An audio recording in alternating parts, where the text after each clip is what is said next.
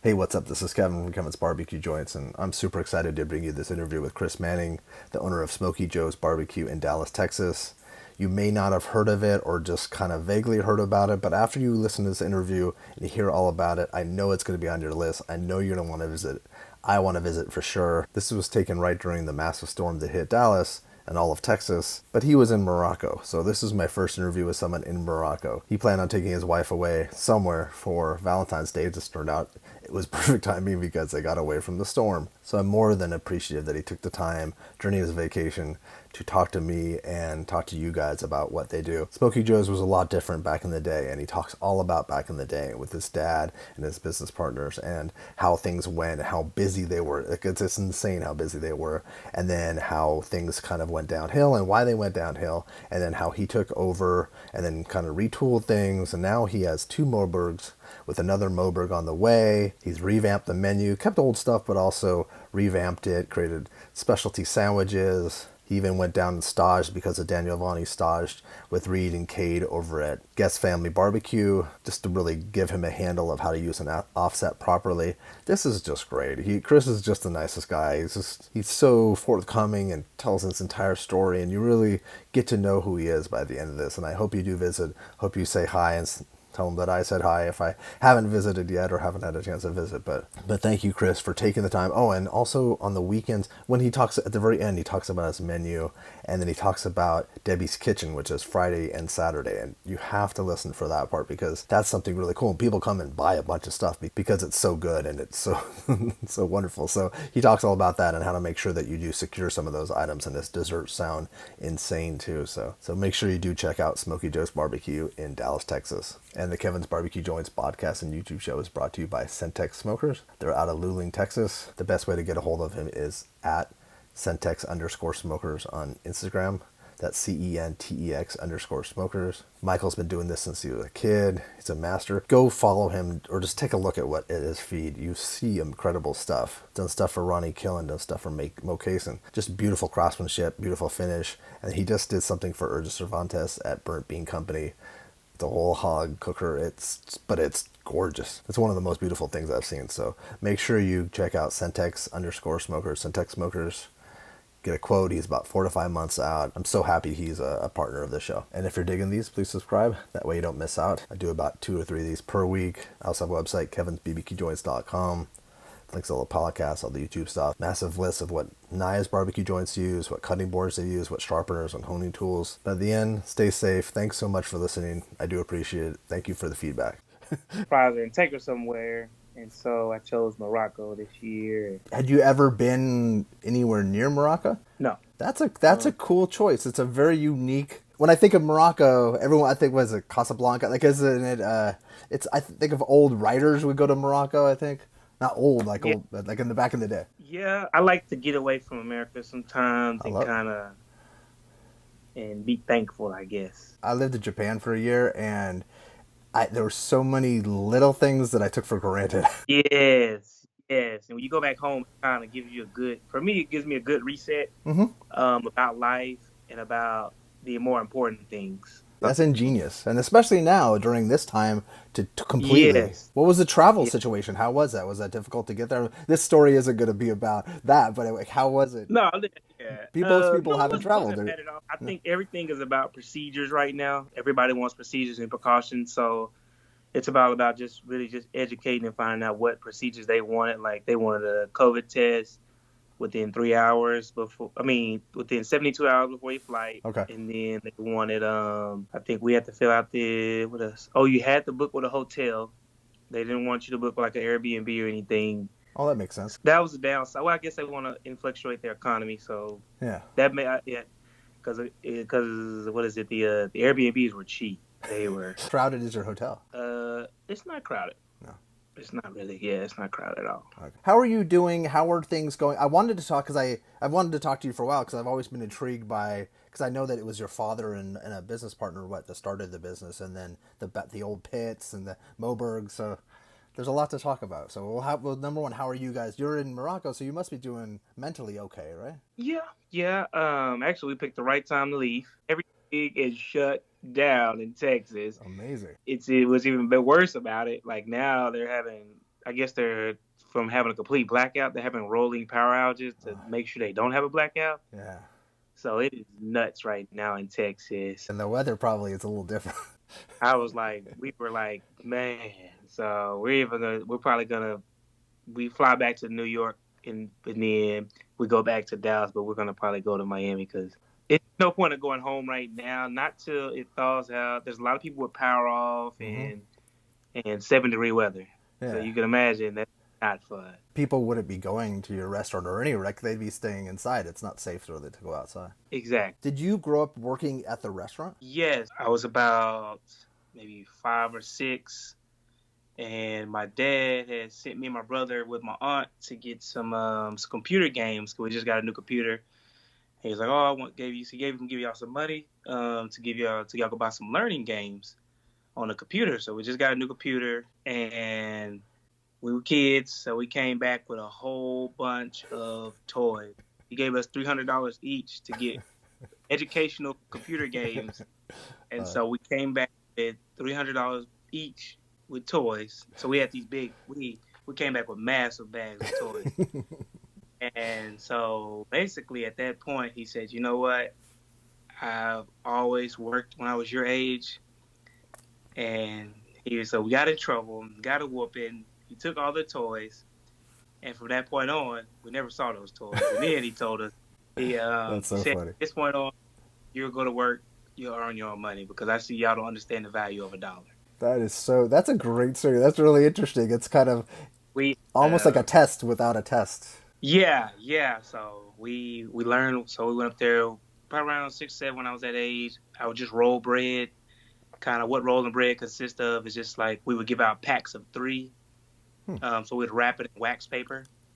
And so I would roll like 3 boxes of bread, sweep, and mop. And that was kind of my duty. Did you like it at all? Yeah, I mean, I did like it. Obviously, at first it was kind of like punishment, but I did like it because I had my own money and I was able to buy stuff. I was able to buy whatever I wanted, versus other kids. They were 10 years old. They had no money. Every time they would ask, they had to go ask their parents, and I would have money. So it wasn't a bad deal. I mean, but, I had to be on work on Saturdays too, unless I was in football or sports and stuff. How was the restaurant then? Was it the same kind of menu back then, or was it a different? And you guys, did your dad build the pit, or did he have somebody build? It was a brick pit, right, at the beginning. So Joe Melton, he is the original founder. Well, him and my dad are both founders, but is Joe's recipes. Okay. Everything was Joe recipes. Joe is an amazing cook, and he's self-taught. So he built the pit. His brother James, if I'm not mistaken, built the pit. So he used to get this guy named Burrell, and this guy named Burrell Barbecue, which apparently he had famous barbecue back in. So that's who Joe learned behind, and so Joe brought my dad in as kind of a business partner, and Joe taught my dad how to cook. So Joe is the Smokey Joe. He is a Smokey Joe. So was that a nickname he had, or was that just a name he wanted to put for the restaurant? I wonder. That's a good. That I don't know. Was it really old school barbecue? So yes, Smokey Joe's was, man. So growing up working there, they were on another level. And another level of just being. I remember. So I would go over there with my grandpa to the meat packing house in South Dallas, and we would go over there for one item. That's how busy they were. So we would make trips all throughout the day. So when I say one item, he would go over there for 40 cases of ribs because that's all that would fit on the van, 40, 50 cases of ribs. Whoa. So mind you, we made 2 of those trips for the ribs. Then we made, we go over there. Then we would make one trip for like links, other things like that. But just ribs alone, and then brisket alone, stuff like that. They were going through a lot of meat. They were very old school barbecue, and one of the first barbecue restaurants in Dallas, and they were a huge thing in the 90s. They were huge. You were probably getting a lot of regular customers, a lot of local. There wasn't a lot of probably tourists. Like now, it's like barbecue tourists almost. It feels like. Yeah. So they did good, and then I guess Joe, he kind of started. He got up in age. He started kind of cutting recipes, stuff like that. And my dad went to nights, and Joe went to days. around the early 2000s, and that's where Joe was Joe is an amazing cook, but Joe isn't necessarily good with doing business. I don't want to say he's not really just business minded. If that makes sense. Like I know what you're saying, and it's almost like restaurant is its own animal unto itself. Like it's not the Yeah, normal business, and that's a hard business to run. it's just like I was telling a friend. I said, I was telling Daniel Vaughn. Daniel Vaughn. I told him I was like, there's a difference in what you want on the menu. There's a difference of being a businessman and what needs to be on the menu. And that's the things that you have to figure out. Mm-hmm. What's going to sell? What do I really like? It goes all demographics, and that's what we were kind of. And it's like you said, you have to listen to your customers. You do. You can't just put something on the menu just because you want to. Exactly. And so that's kind of the part that Joe, not to say he did that, it's just he got up in age, he started trying to cut shortcuts, stuff like that. He's such an amazing cook. It's just he just kept trying to shoot too many shortcuts. Yeah. And so my dad he was at nights, he was building houses. And so he would come there at night. So Joe was responsible for the bills during the day. And the bills weren't being up. Yeah, the bills weren't being kept up with. Just things like that. I mean, I see it simplistic, but other people see it as, being work, stuff like that. No, that's stressful for your dad. Your dad probably coming in going, what is going on? And that's after a long day of work, yeah. So with that being said, too many shortcuts kind of actually they actually got a bad name out for Smokey Joe's starting around the later 2005, 2006-ish, I want to say. And I remember that's why Mom, she was like, hey, what are you going to do? Like, you're hardly up there. Because my dad was doing really good with houses. And she was just asking, what are you going to do? Because I think that was boiling down to around 2008, 2009. And then, then 2008 hit everybody went over. The economy crashed then. So that's when, he had all these houses going and that all dried up. He took a big hit right there. After that, it was kind of like, okay, what are you going to do? Are you going to stay? And so she kept telling him because he was just kind of going up there collecting the check. They both got old, I will say that. They both are in there. Joe's is probably almost 70, almost 80 now. And then my dad is in his mid-60s. Okay. I get it. They put in a good run. Needless to say, they did a good run. They did a hell of a run, and they did a really good job. Like, when I could say, I can remember just we were doing, man. I don't want to say. I want to say they're doing about 300, maybe 400 ribs a day. That's a good amount. That's crazy. Because I remember going to pick up the food, and we would have to immediately go prep it, and it would literally be getting loaded. And so it's just mind-boggling to think, they did that. But, they were one of the first, and they were a hit. And at the time, if you said that they were rolling, people probably, they trusted them, they loved them, that was their go-to spot. It was old school barbecue, but I think where things kind of got different, and that adds up about right. Obviously, they were not staying on it. Then secondly, barbecue started to, I want to say transition, but yeah, it was like, well, it did. Yeah, transition is probably a good word, because I was going to say change, but it was shifting or modernize. Modernize it, yeah. Modernize. I think, what was the Aaron Franklin? Was it in 09? I think it was, yeah. That's everything you're saying is pinpointing to that time when there was that shift, that sea change. So barbecue started around that time, I believe. I did some research on it, but I think around that time, that's when barbecue started modernizing. And, that was the first person I've ever seen, like, somebody trim a brisket, season it, then load it. I had never seen brisket even done like that. I'm not even gonna, and you just season them and pop them on. We didn't even season them. That's interesting. Wow, that's cool to know. That's what, like, I'm doing these because I want to get like the picture of barbecue, and that's interesting. But I will say we specialize more in brisket more in ribs than brisket. Okay. So our brisket sold, no doubt about it. But people came there for the ribs, and people got brisket, put it like that. But we were known for ribs solely. But we did used to use old school. Everything was old school though too, so keep that in mind. So we used the old school. I think it was a 220 brisket. I don't know if you've heard of those, but they are they're hard to find, but they're very fat. There's a lot of fat on them. But on the inside, they're extremely moist. They're good, but obviously it wouldn't be something I use now. But I remember them and So it like made we sense would. to use that. It made sense to use that, especially people that people come in at one fat. You could give them just large, which not so good for. I remember me and my one of my pit masters that's still right now. We said, boy, I would feel bad giving her all that fat. She's gonna have cholesterol because a lot of fat. It was like because the brisket wasn't trimmed, so it was just All it was fat. gawky. Like yeah, we felt bad. It was like that was a heart attack. That's too much fat, But But growing up, you know what? uh, That's what I like. I would probably be the one ordering that because that's. I grew up. My dad got me into eating fat on steaks and prime rib and everything. yeah. It's not good for you. It's not great to do that as your soul. Did you guys just slice it straight across, or did you guys cut it the modern way that people were cutting it? No, so no, not so. This is so. Imagine I'm going here and just imagine you used to get a brisket, prop it down, and the first thing they would do, you have no idea. This is just mind-boggling. I mean, to think now it is, but back then it wasn't. They would grab like the knife that they're slicing, and they'd rake off the bark, and then like, Is it because that was too spicy for people? Like too much? Like I guess well, it wasn't even because you guys didn't season it, so it's just it was too. well, thing it is real old school. I Yeah, mean, direct, just, and it worked. I mean, it was good. It's not. I'm not gonna say it wasn't good. It was good. yeah, A lot of people that I realized though too, and even today have not tried this new barbecue. true.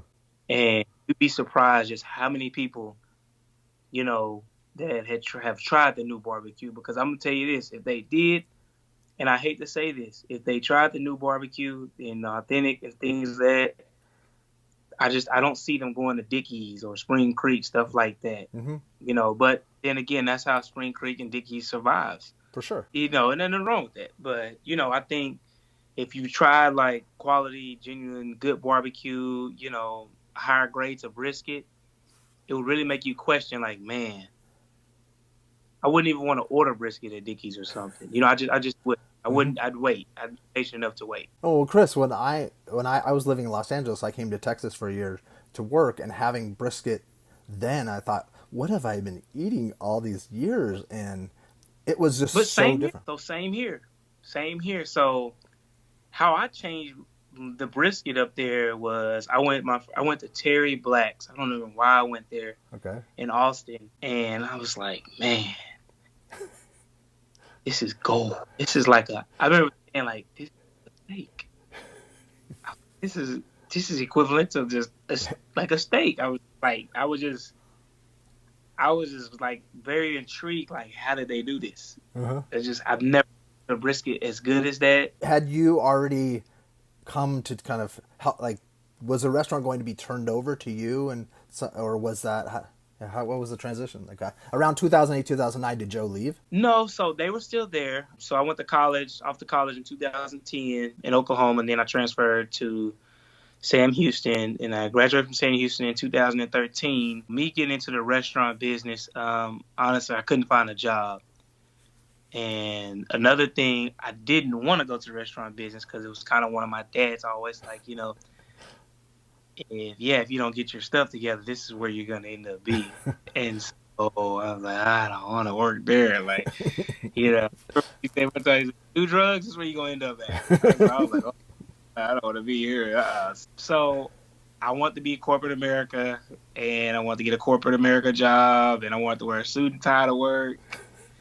But needless to say, I got very, very humbled when I got out of college, and I thought I was on my high horse, and I could not find a job. So I was working at the barbecue place until I found a job. And so I was like, I'll just keep looking. So make sure I have some money in my pocket. So I worked at the restaurant. And so I told my dad, I was like, because he asked me, he said, oh, do you want to take over the restaurant? And I said, oh, no, I don't want anything to do with this. Like, it's just, they had a lot of stuff going on. And it wasn't a knock to him. But when I feel like when I put my hands on something that I want it to be the best. Mm-hmm. My name is, I don't want to half but anything. Because then they had let like a partner named Greg. Greg would work Mondays. Right? Greg would have a whole different. Well, he had barbecue, but he would have French fries. He would have fish. On Tuesday, Wednesday, Thursday, Joe would work, and Greg would never be there. And so Greg Day was only on Monday, and Oh, then that's so it was, weird. and then on Friday, Thursday, Friday, and Saturday, my dad would just kid it. He would work nights, Joe, and it was so bad that these guys had just got so just fed up with it and just running the business just terribly that they were getting to a point where one person wouldn't have meat for the next person on their shift. It Oh, was just it it's was a you know mess. what it was a flat out mess, and that's why it was nose diving. It was pretty much Yeah. and so how I ended up taking over. My dad asked me again for the second time. I was like, no, I'm still looking for a job. I'm not doing that. And I mean, if you look at that situation, you're Hmm. like, no way. Like, Destined to fail almost well, and that's what in I'm your getting mind. at. Yeah, yeah. Yeah, and that's what I'm getting at. And so I'm like, no, like, I'm gonna go find me a job. I was applying for these insurance. I was trying to work for farmers agencies, just all these different agencies, stuff like that. Still couldn't find a job. I was like, man. So finally, he asked me again, and I said, if I take over, I'm the only owner.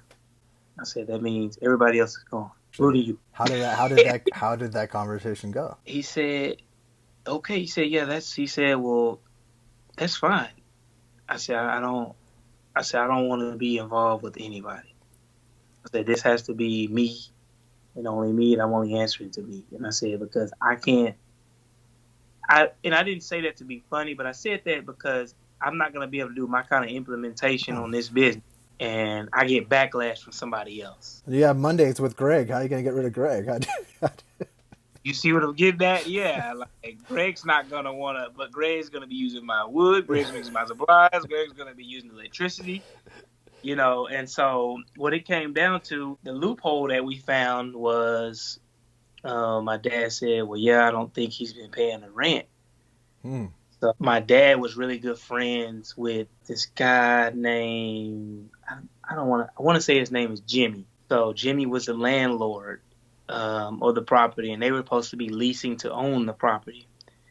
Well, I think Jimmy was so fond of them, loved the barbecue, loved everything. Jimmy even helped them open up a club.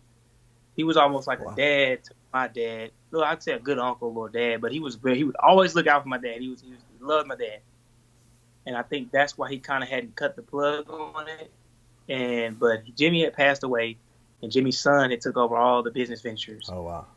So the loophole was, I called Jimmy and said, "Well, I want to buy this property," Huh. and so they were yes.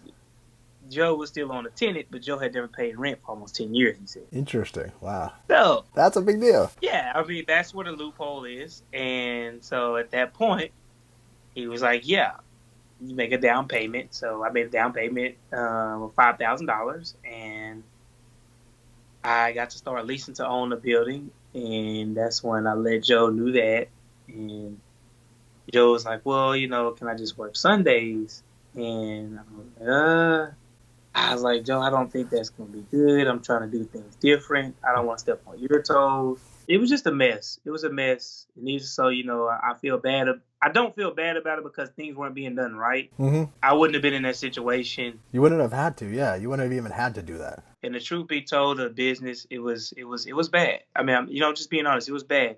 And it always had good potential, good product.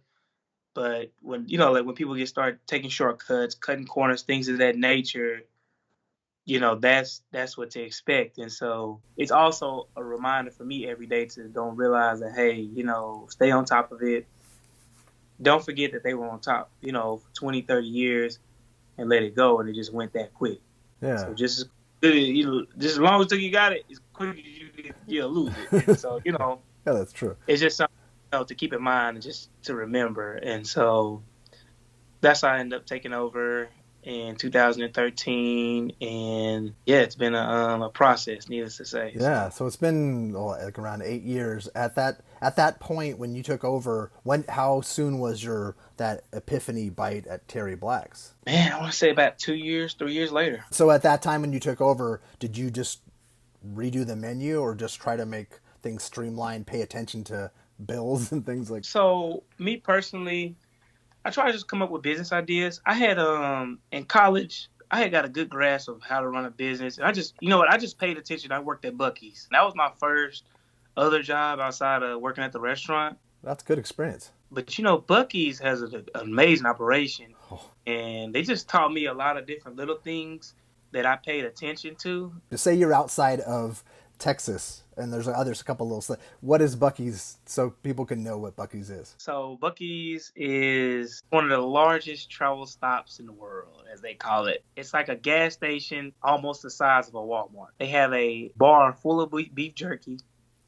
They have barbecue sandwiches on hand. They have Slurpees. They have any kind of candy or snack you can think of, any kind of drinks you can think of, non-alcoholic. And then cool other things that they have implementation they have did is put rubs, which that's something that we're trying to work on, get our rub in there. They put local barbecue joint rubs in there. And it's a big Texas-themed grocery corner store, to say the least. But they have like over 200 gas pumps. They have a cult following. I see people with stuff out here with the little the beaver. Yeah, it's a big deal. It's a kids love it, and you know, I mean, obviously you're on a road trip, and it's the best place to stop with your kids, and you know, and they're known how they got there. Good implementation I learned is clean restroom. Smart, so smart. Yeah, it's a little thing like that, but that tells you the importance of little things. So just Smokey Joe's have clean restrooms always? Yes, sir. And were you nervous taking this over, or were you like, I can do this, I could turn things around? Or I was nervous, and I did not know, but I had an idea of how to run a business, and I had an idea of where things were going wrong because I kind of knew what, you know, Joe was doing wrong. I knew that he was cutting corners. I knew the things why the business was being terrible. The business was doing terrible because there was no management, so they were always out of meat. A lot of stealing going on. I knew that there wasn't consistency in the meat anymore like it used to be. That's a big deal. I knew the basics of the business and what needs to be done on those aspects of the business. And so that's the things. I knew we didn't have specials, so I made specials. That draws people, and that's the community that I have to be mindful to my community, and I also respect that as well. And so I knew we need specials. That's something to give back to the community. And I also knew like needed to do more marketing stuff like that, flyers. Just start trying to basically start with consistency, be in there, paying attention to what's going on.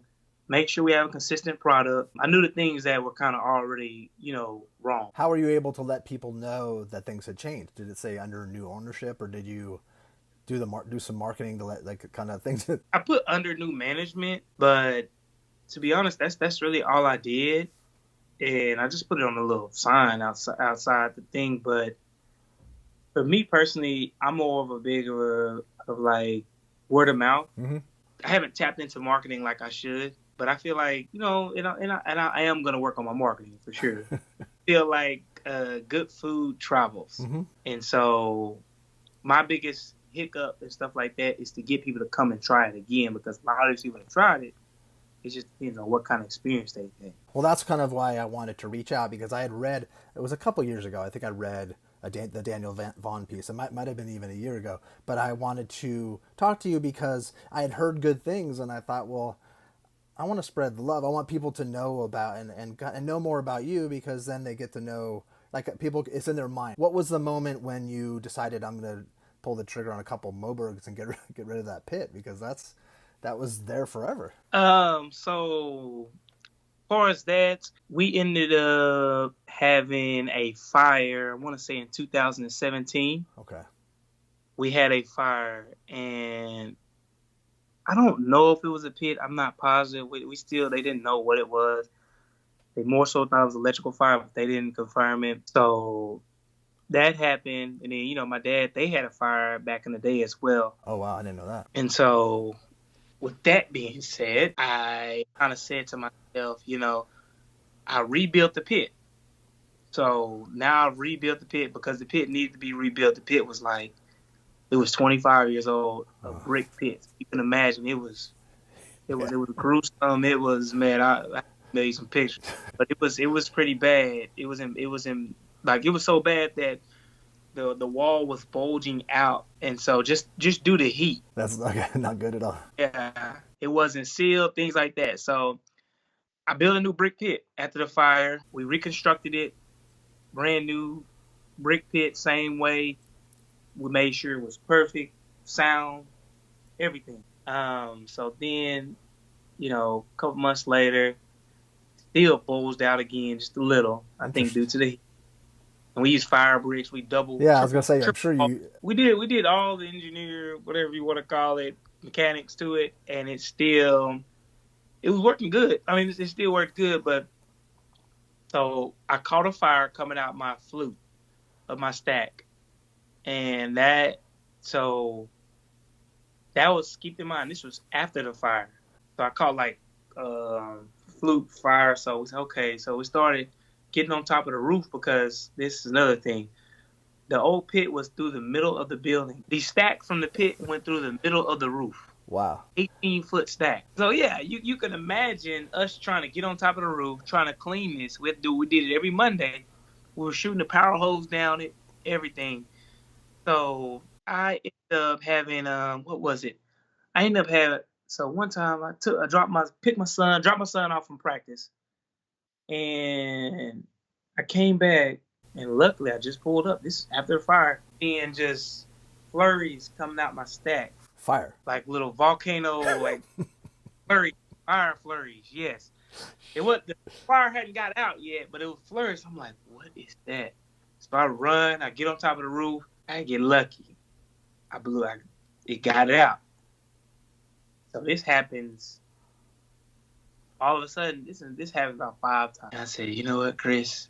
Because imagine if we don't close that flute, keep in mind, you're inside, so that foot is 18 foot on your roof. Mm-hmm. If no customer, if no neighbor, something like that, or if just nobody just sees it, if that fire gets out of the flute, then it's on your roof. Yeah, it's over. So I said, this enough is enough. I had never cooked on a Moberg. I had heard good, great things about them, but I've never cooked on one. Never even had an offset smoker. I did build an offset smoker because we started doing it on our briskets. And that's when I said, okay, I'm going to order a Moberg. So we ordered 2 Mobergs, and best investment of our life. How long did it take you to get them? 2 years. And originally I had just ordered them for brisket. And so I was like, oh, for brisket. So you said we ordered another one. We got another one on the way from him as well. You have a third one coming? Yes. Did you have to create your new pit room, or or like a pit area? So we had to demo the pit in the middle of our kitchen, which ended up being a blessing, because it opened up our kitchen more. We were already a small shack, so it opened up the kitchen a whole lot more, which really helped us out a lot. Yeah. And we got the pits outside. I mean, if you ever imagine a pit being in the middle of your kitchen, crazy. You got this. You ever looking like, let's say like Rodney Scott's pit in that wall? That was about the size of our firebox in the middle of our kitchen. Crazy. Talk about hot, extremely hot in there. It was burning up. It was, and then smoke everywhere. And even the smoke would hit the customer face. Some customers say they like that. But they said, I mean, it was kind of experience. I got it. It was a great concept. It was some, probably you never seen, because you open up your pit, you look behind, you got the customer, hey customer, and they get to see you working the pit. It seems real. It's all real. It is. I mean, in a sense, it is. And so, but then I said, we're gonna get this out the kitchen. It's extremely hot. And then, it's hard to find help because they're getting, demolished by the heat and the smoke. And, everybody can't deal with smoke in their eyes. And so it was a lot. With that being said, that's kind of what made us do the transition. I did not know how the ribs were going to cook on a Moberg. I knew we had great ribs, but I had never cooked on a Moberg. And so it took me some time to learn how to cook on one. And I was actually blessed.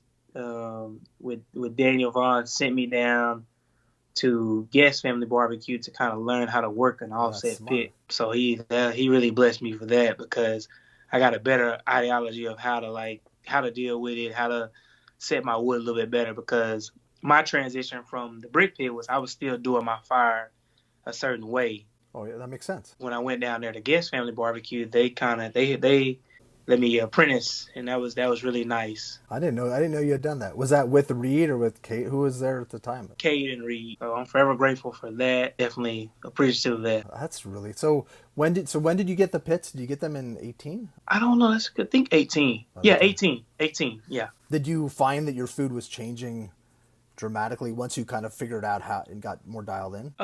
So the only thing, so I did have, so when I built, my next door neighbor helped me build, he built an offset smoker for me. Okay. And so my brisket changed dramatically when I started Oh, using it the does. offset smoker. And so my brisket changed then. I got a little bit better, but obviously, I was on a 500 gallon and I was really I was learning. Yeah. So How did you learn how to trim too? Because you said that you guys back in the day they weren't trimming. So how did you learn how to? Did you watch some videos or? everything I learned was off of YouTube. I mean, everything like, and I had to kind of start picking and choosing what I wanted to listen to, and because there's just so much stuff There's out a there lot. There's that a you have to. lot. Because for me, it came down to the grade of meat that you're using. Because I was just like, man, I would go eat these at these other restaurants. And I was like, these briskets amazing. Like, what are they doing? I kept telling myself they're injecting this brisket like this and that, and then when it came down to it, I said, Kris, it's the quality of meat. Hmm.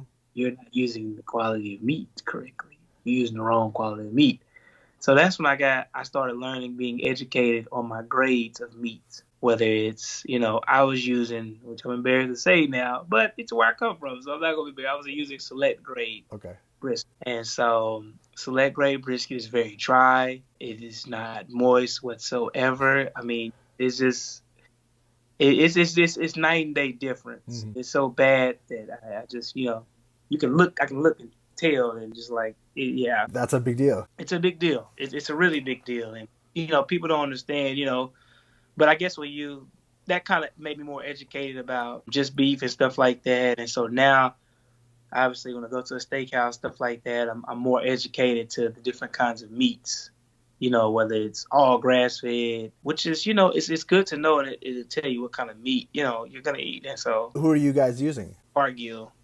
I fell in love with a Cargill brisket. It's a upper two-thirds choice brisket, and to me, it tastes like prime. And so I've got a lot of good feedback on it. And so, obviously, I was looking for a grass-fed brisket, things like that.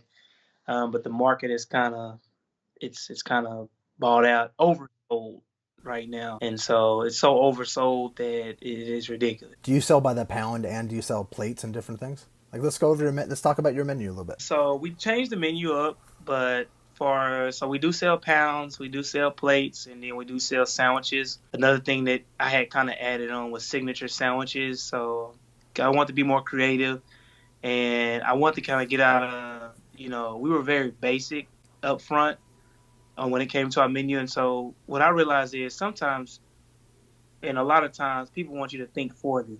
And Hmm. so that's where your combinations, things like that, put together. Like it's just like, a patty melt at Whataburger. Put caramelized onions, that amazing sauce, on this meat, toasted bread, and just, but it is amazing, Hmm. And so it's one of their signature sandwiches. And so it's something that I want to tap into, with signature sandwiches and putting the kind of spins from my family traditions. And What are your signature sandwiches? so we have a maxi, which is my grandpa. He passed away from pancreatic cancer. So I'm I named sorry. a sandwich after I named a sandwich after him.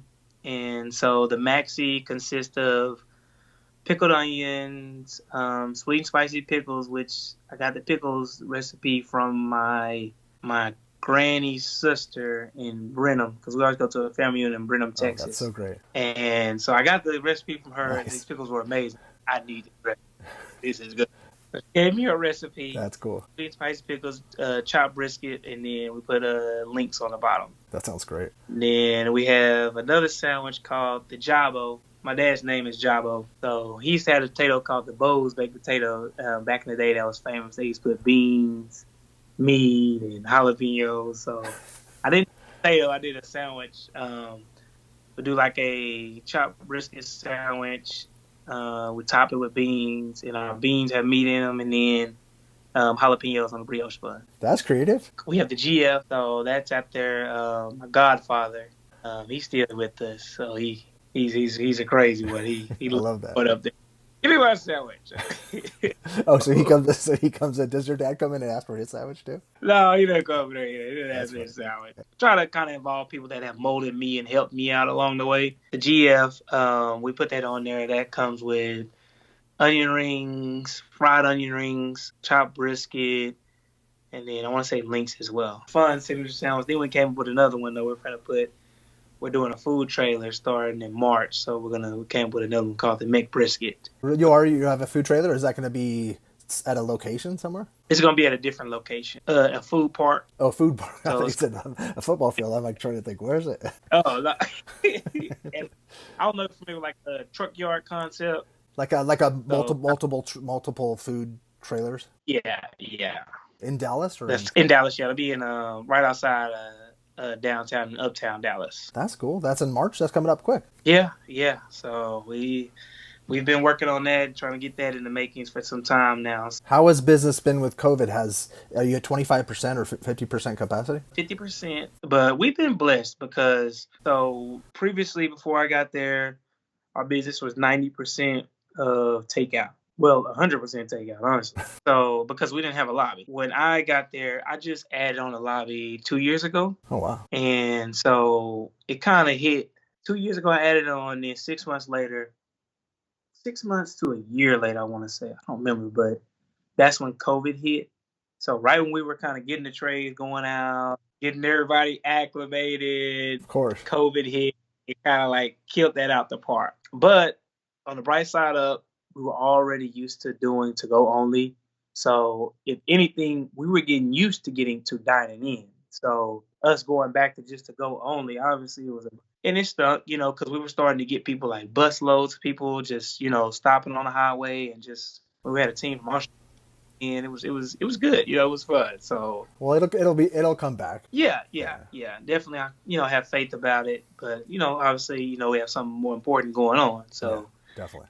So we were okay because we were still obviously already 90% to go, and so that's what I'm very thankful for because I know a lot of restaurants weren't used to go or their customers only came there to dine in, and so I am highly grateful for our situation because our customers are already used to coming in and going and getting their food, and so we're built for it to go. You already had all the container. You had everything planned out. So Yeah. for meats wise, is it for protein? Is it brisket, ribs, sausage, and then do you have turkey or chicken?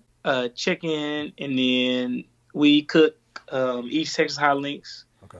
On it from out of Pittsburgh, Texas, and then we do beef ribs on Saturdays. And sides wise, you must have beans because you mentioned you have beans. Yeah, so we have some beans from my godmother, which is Beverly. So they're called the Beverly Beans. Oh, cool. They have they used to have pork in them, but now we put our brisket in them. We ground our brisket up. Put ground brisket in them. Oh, nice. So we got the Beverly Beans, potato salad, mac and cheese, fried okra, onion rings. And then on the weekends, so my aunt, she has really helped me out. She's like a famous cook. She doesn't act like it. She's a famous cook. But she can cook the most amazing sides.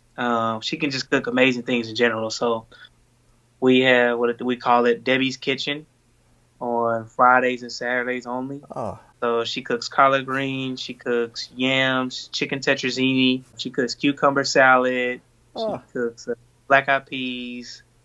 Sometimes she'll do hot water cornbread or she'll do regular cornbread. And so that's on Fridays and Saturdays. She does that. So that's great to know. That's what I want to visit. Not that I don't want to visit any other day, Kris, but I'd recommend that. But come early though, because her sides, they like people come in and they will like, we don't try to put a cap on it. I mean, person comes in there and do it. Like, hey, everybody else wants up, but it is business at the end of the day. So, somebody will come in there and order 10 larges and just try to wipe it out. So when you say come early, is that you guys open at 11? Mm-hmm. Okay. So just before 1 o'clock, if you want to get the side. all the sides. Okay. It's going to still. Because not only do I have the show, but I also have a lot of friends that are in Dallas and that the area. So I want to make sure that they know to come at the right time because Yeah, I'll be incredibly jealous that I won't be able to escape here to try it, but I'll be happy for them. my recommendation to come before 1 o'clock. Okay. Usually, we have some customers that will wipe it out. I mean, we tried. It's kind of one of the things. What do you do? Do you really tell a customer no because they're buying a lot? That's a tough thing. Yes. It's a tough thing that I've yet to figure out. It's a good problem, right? Good problem. I'm not gonna complain about it. I'm just gonna roll with the punches and What about desserts? desserts. So we make a famous one of my grandmother's recipes, buttermilk pie. Ah. So we make that from scratch. We make a sweet potato pie from scratch. We make banana pudding. So the banana pudding is my mom's recipe that she used to make. So we make that. And then we do peach cobbler, which is from Beverly as well, my godmother. Ah. So she brings her peach cobbler up there, and we sell her peach cobbler. So Ah. I would put her peach cobbler up against anybody. I just want to come and have sides and like I love all the other stuff, but I just want to try the desserts too. It's number one. I'm just excited to meet you in person because I've been wanted to for a while, and it's nice to meet you in Morocco of all places. That's always The craziness been going on this couple of weeks. I'm like, man, I saw their reply back to email. I said, oh man, I said I gotta try to call and reach out to them. Are you Tuesday through Sunday? Tuesday through Sunday, but I'm usually working every day, and so lately I've kind of been in transition. So my dad is trying to come back, so he wants to help now. Of course, he wants to help now. Yeah, exactly. So Yeah. I know he's oh, he done a good job. I said, yeah. But so he's been out now, so I can be more of a family man and spend time with my kids, and so I've been thankful for that. And restaurant hours are Tuesday through Sunday though, right? Tuesday through Sunday, yes, sir. 11 till like what time do you guys generally do you close when you sell out or do you close at a specific time? So we close usually around 7, 8, Tuesday through Saturday. Tuesday through Saturday. Yeah. And on Sunday we close around 4, maybe 5. But I'd recommend, obviously coming before really 3:30 if you want the full menu. And so sometimes, especially like on the Fridays and Saturdays, the full menu, you kind of get what's left after 5 o'clock. So yeah. But if you come on like say a Tuesday at 5, you could probably get brisket, right? Yeah. Wow. Yeah, you'll be okay but we have people come in like 7. It's like Of course. 6 late, and it's like. Yeah, no, I've worked at a couple of restaurants and people call like 5 minutes before. I'm almost there. We're like, oh, we're putting the tables away. We cleaned up the kitchen. Yeah, guys, everybody comes in. Why do I come every time at this time? I said, well, sir, getting ready to close. I do apologize. I apologize. I did not say you didn't, but I'm just letting you know this is what time they close. This is kind of what we're usually going to have at this time. I wonder like if there's people that don't realize that. But they go to other restaurants and do this. Like there's a certain type of person that comes right before closing for every. Maybe they just it pops in their head. Oh, I want food, and then it's almost too late or something. I'm always wondering why. Well, we try to tell people like, hey, this is not. We don't just drop chicken strips in the fryer and just fry them. This process takes time. We have to gauge this all out, and we do this all by faith. We're literally cooking by faith. We have no idea who's going to show up. We have no idea if anybody's going to show up. So that's true. Do you have online ordering at all? Yes. So I think I saw Toast, right? Don't you guys have Toast? I think, or yes, use Toast, which has been like a huge blessing. I had actually just got that before the pandemic hit. Perfect. And oh man, I was lucky. I mean, and I was questioning myself. I wasn't just crazy about POS system stuff like that. We had like a little small POS. It was called UXL. It was very small, but I was like, oh, okay, like, what is the difference in my register going to make? Because it was an investment. The Toast system was an investment, and I was like, well, why would I spend X amount of money, for something that's just going to take money in the first place? And I already got something. I got wise. I got humbled about and educated in regards to a real POS system, that doesn't. Yes, and so been like a huge deal. It was right on time. The pandemic hit. We could set up online ordering. We could even set up delivery within a certain radius. Oh, that's Uh, smart. it was like a huge blessing, Yeah. needs to say. Yeah, I've wanted to, like, I've been talking to someone at Toast because I wanted them to come on the show just to tell people, to give them an option and explain, because, they help a lot of people. Yeah, It helps, it's an investment. It's like, just like anything else. But listening to yeah, someone like you, or talking to, because you could do gift cards. I've noticed when I put together these lists of stuff, I've noticed that there's all these different things you could do with Toast, or there's other ones, the Clover. I guess there's a bunch of. it is. It is. It was something that I kind of looked at him, a little crazy looking like these numbers, like, well, Yeah. what is this thing gonna do? But I think when when I got educated and started looking around, I saw a lot of the top businesses using that, and now I understand why. How far in advance can you order? Can I order like a week in advance? So for us, only day of. Day of, okay. So unless it's a catering order, things like that, That's we don't do pre-orders, just because for us it's hard to gauge out, because we don't want to run out of meat. Yeah. Customer comes in there, I pre-ordered this. We just don't have a high volume of pre-orders, if that makes sense. No.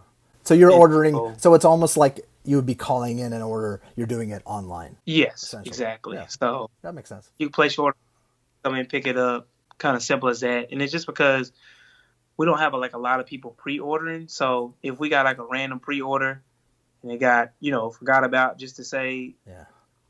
a pound of brisket or something, I don't want to do business like that per se. So It doesn't make sense.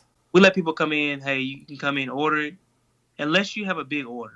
Like if it's a big order, then yeah, catering, Call. for sure. Yeah. For sure, call. We'll give you a custom quote, or we even have catering options where you can place them online in advance. Oh yeah, okay, I think I saw that. I'll put a link in the blog piece in the comments below for that, so it'll make it easier for people. Well, thank you so much for taking an hour out of your vacation to chat with a guy in California.